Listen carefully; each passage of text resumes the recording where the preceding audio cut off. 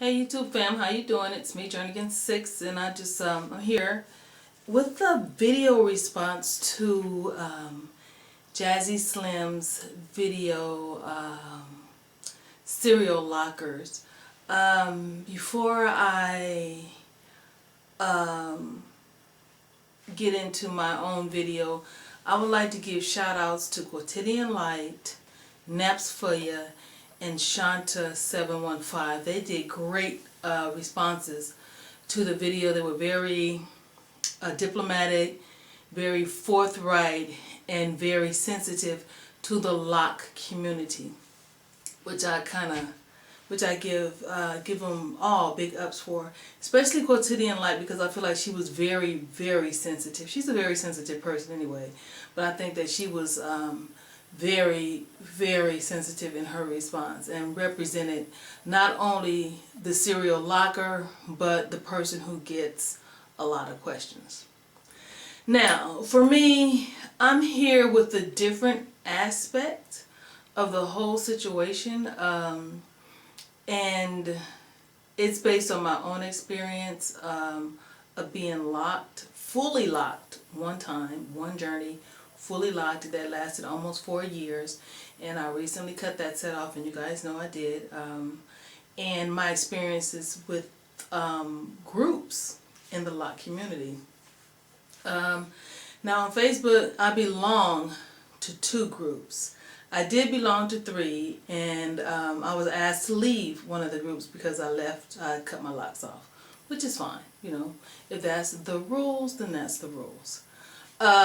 So what I want to say is that a lock journey, what you see manifested on someone's head is not, I mean you may get the very end of their lock is not necessarily where that journey began. It doesn't represent the beginning of their journey.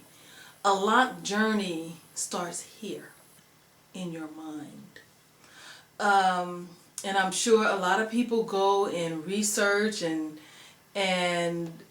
once they make up their mind that that's what they want, like myself, you know, you start your journey and you start with maybe a loctician. I started with a loctician, and you know, you feel like, okay, I'm on my way. Okay, and while you're going through your journey, you do tune into different people's channels, and you get different ideas from different people. And then you pretty much customize your journey to fit yourself. And years down the line, maybe the picture you had, and I'm mostly speaking from my own experience, the picture that you had for your locks is not what has manifested on your head.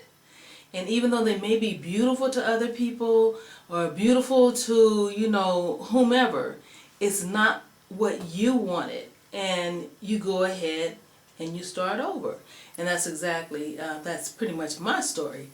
But of course, during your journey, people have come along, watched your videos, subscribed to you, pretty much made you kind of quote unquote their lock mentor, and then you change your mind and you do something else, or you do a big chop and you go on another journey, or you stop that set of locks and you start another. My thing is, as a community, and we need to really look into the term community and see what it really means, because I think what we are in a lot of cases are a lot of people that have locks that interact with each other. But as a community, communities, we embrace each other, and we represent as one. But because someone decides to do something different, then I think along the line, somewhere in that sense of community, came a sense of ownership. And that's the one thing, we do not own what's on somebody else's head. and they have the right to do what they want. I think we should be, and I say we because I do, even though I'm not locked, I am still part of the lock community, because those locks that you will see manifested on my head in the future are here. And that's where this lock journey begins, in someone's mind, in someone's head. And that's where the questions come from, because the birth, the conception, and the formation, and the development is all mental before it's physical. And that's the one thing we have to remember when these people ask a lot of questions. I have to admit that I didn't answer all the questions that were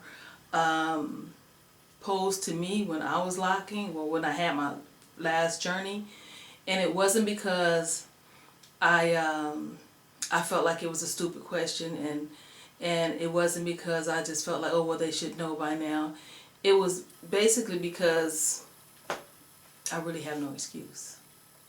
I really have no excuse. And I agree with Shanta 715 when she said that the veteran lockers, if you reach back and you help to guide, and you help people that are locking, the new lockers, help them out more. And then people that have like 4 or 5 years in the game, you know, there's every now and then everybody needs a little help. To those people who looked up to me in my first journey and were reaching out to me, and who were pretty much, me unknowingly, I was their mentor, then I do humbly apologize if I let you down by starting over. But this journey is pretty much something that I have to have what I want. I have to have what I want. And what I want was not what I had. So it's a gnat flying around in here. So I hope you guys understand that. But I appreciate that the topic has been brought out into the community, and that, you know, the video responses are going out, and that most people are very sensitive to the fact that it's okay to start your journey. There's one person here on YouTube that started their journey like maybe 6-7 times in the last, year or so. Do I turn my back on that person? No. If the person is there, excuse me, y'all, I just try to continue to motivate, and you know, hopefully maybe one day that person will definitely, the locks that they dream of will manifest on their head. But anyway, I don't want to make this video too long because I have things to do. And anyway, oh, and by the way, this is not, I told you guys once before, this is not the start of a new journey. This is just something I do on the weekends because I just like to exercise my hair, I guess. So my family thought it was a new lock journey, but no, it's not yet. Anyway, you guys, have a wonderful evening, and God bless. Peace.